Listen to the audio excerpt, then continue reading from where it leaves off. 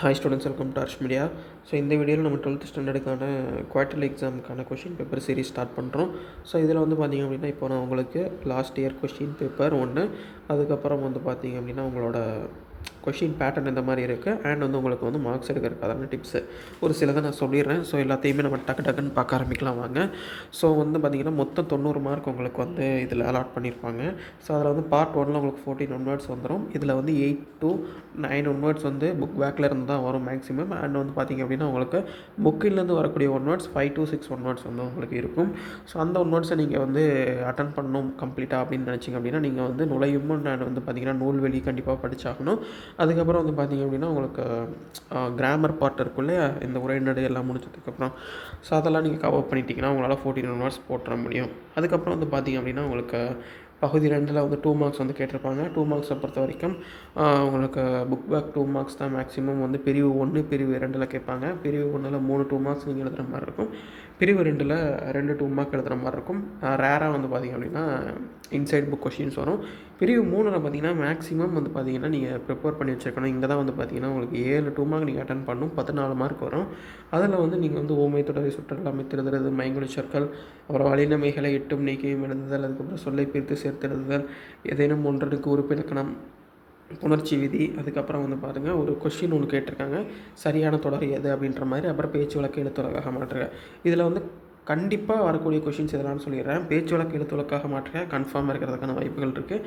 உறுப்பிலக்கணம் ஒரு 2 mark confirm இருக்கும். அதுக்கப்புறம் சொல்லி பிரித்தும் சேர்த்தும் தொடரமைக்க ஒரு 2 மார்க் இருக்கும்.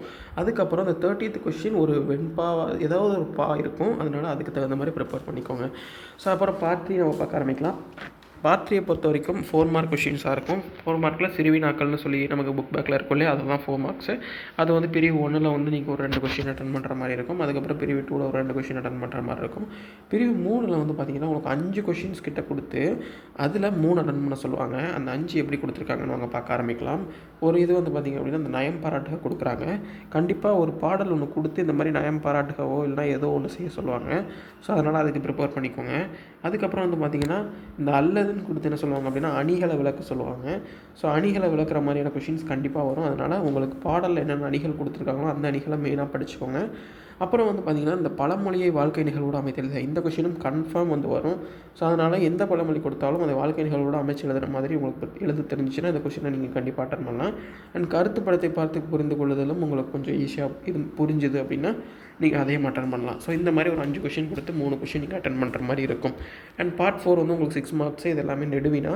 இதுவும் வந்து பார்த்திங்கன்னா மேக்ஸிமம் புக் பேக்கில் இருந்தால் கேட்பாங்க. நீங்கள் அதுக்கு அந்த மாதிரி புக் பேக் படிச்சிட்டிங்கன்னா உங்களால் இங்கே ஒரு 3 நெடுவினா ஈஸியாக அட்டன் பண்ணிடலாம்.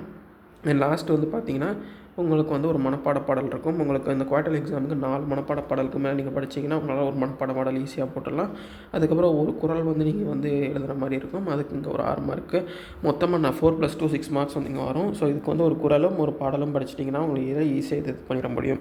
இதுதான் உங்களுடைய கொஷின் பேட்டர்ன். அண்ட் வந்து பார்த்திங்கன்னா நீங்கள் இப்போ சென்டம் எடுக்கணும்னா நான் சொன்ன மாதிரி நீங்கள் அந்த இலக்கணங்களை பார்ட்டே விட்டுறக்கூடாது. எந்த இலக்கண பார்ட்ஸ் நீங்கள் வந்து உங்களுக்கு உரைநடைக்கும் பாடல்களுக்கும் பின்னாடி இலக்கணங்கள் இருக்குல்லையே, அது எதையுமே மிஸ் பண்ணிடக்கூடாது. அண்ட் வந்து நூல்வெளி அப்புறம் நுழையும் இதையும் மிஸ் பண்ணிடாமல் படிச்சிங்கன்னா தான் உங்களால் 1 வேர்ட்ஸ் விடாமல் ஸ்கோர் பண்ண முடியும்.